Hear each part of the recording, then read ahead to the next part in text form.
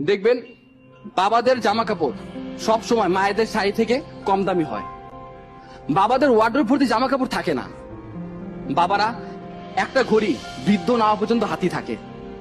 বাবারা এক জোড়া জুতা চালায় বছরের পর বছর।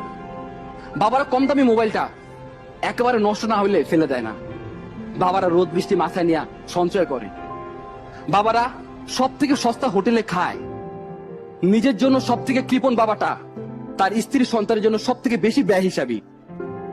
বাবারা একেবারে বাধ্য না হলে কখনো না বলে না। বাবারা ভালোবাসি এই কথাটা বলতে জানে না, করতে জানে।